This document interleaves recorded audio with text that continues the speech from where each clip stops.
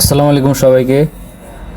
তোমাদের 17 তারিখ higher math first paper পরীক্ষা হয়েছে এবং ওইটা অনেকের অপশনাল হয়ে থাকে। অপশনালটা যদি আমরা গুরুত্ব দিই না, তবুও এটা অনেক গুরুত্ব রয়েছে, কারণ অপশনালে যদি তুমি এ প্লাস পাও, তোমার আরও 3টা বিষয়ে এ প্লাস এমনিতে চলে আসবে। তো যাই হোক, তোমাদের 20 তারিখ হবে জীববিজ্ঞান পরীক্ষা। তো জীববিজ্ঞান পরীক্ষার জন্য তোমাদের একটা ভালো প্রিপারেশান দেখানোর জন্য আমি আজকে কিছু অধ্যায় তোমাদের সাজেশন করব, যেগুলো পড়লে তোমরা সিকিউ এসকিউতে ভালো একটা প্রিপারেশান নিতে পারবে এবং এমসিকিউর জন্য গুরুত্বপূর্ণ। বিশেষ করে তোমরা এমসিকিউর জন্য সব অধ্যায় পড়ে যাবে, কারণ সব অধ্যায় থেকে এমসিকিউ একটা হলেও থাকতে পারে। তো সিকিউর জন্য তোমাদের যেসব গুরুত্বপূর্ণ অধ্যায় রয়েছে এগুলো তোমাদের পড়তে হবে, আর এগুলো পড়লে তোমরা এ প্লাস পাওয়ার সম্ভাবনা অনেক বেড়ে যাবে। তো প্রথমে হচ্ছে দ্বিতীয় অধ্যায়, জীবকোষ ও টিস্যু। এটি একটি গুরুত্বপূর্ণ অধ্যায়, এখান থেকে একটা সিকিউ থাকার সম্ভাবনা রয়েছে। এখান থেকে মিক্স করে একটা সিকিউ দিতে পারে। এরপর হচ্ছে তৃতীয় অধ্যায়, কোষ বিভাজন। এটিও গুরুত্বপূর্ণ রয়েছে, বিভিন্ন কোষ বিভাজন, মাইটোসিস বিভাজন, মিওসিস বিভাজন, এখান থেকে একটা সিকিউ আসতে পারে। চতুর্থ অধ্যায়, জীবনী শক্তি। এখান থেকে সিকিউ থাকার সম্ভাবনা রয়েছে, তবে কখতে হয়তো অন্য অধ্যায় থেকে দিতে পারে।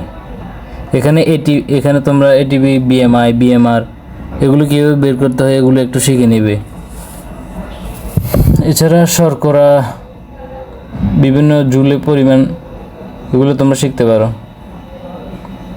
পঞ্চম অধ্যায়ে রয়েছে খাদ্য, পুষ্টি ও পরিপাক। এটিও গুরুত্বপূর্ণ, এখান থেকে কখ বা অন্য একটা সিকিউর সাথে মিক্সড আসতে পারে। তো এটা তোমরা পড়বে। এরপরে তোমাদের সবচেয়ে গুরুত্বপূর্ণ যে অধ্যায়টি সেটি হচ্ছে জীবে পরিবহন।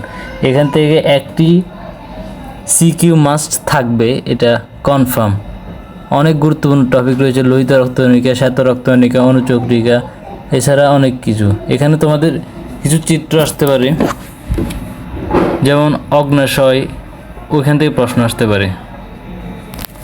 জীবে পরিবহন এই অধ্যায়টি থেকে একটি সিকিউ বা দুইটিও থাকতে পারে।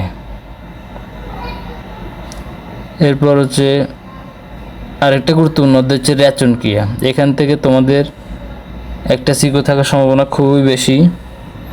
এখানে বিশেষ করে কিডনির চিত্রাঙ্কন এটা থাকতে পারে। এরপরে কিডনি নিয়ে বিভিন্ন প্রশ্ন থাকতে পারে এবং ঘেঁষীয় বিনিময়ের সাথে মিক্সড করে একটা সিকিউ থাকার সম্ভাবনা রয়েছে। দ্বিতীয় প্রধান ও চলন নবম অধ্যায় এবং দশম অধ্যায় সমন্বয়। এই দুইটি অধ্যায় যদি তোমাদের কঠিন মনে হয় তাহলে তোমরা এগুলো এমনি পড়ে যেতে পারো, যাতে সিকিউ এবং এসকিউতে আনসার করতে পারো। তবে এটা তোমরা অতটা গুরুত্ব না দিলেও কোনো সমস্যা নেই। এরপরে জীবের প্রজনন, এটা তোমরা পড়তে পারো এমসিকিউর জন্য। তবে 12 এবং 13 অধ্যায় জীবের বংশগতি ও বিবর্তন এবং জীবের পরিবেশ, এই দুই অধ্যায় থেকে হয়তো মিক্সড একটা সিকিউ আসার সম্ভাবনা রয়েছে। এখান থেকে একটা সিকিউ মাস্ট আসবে।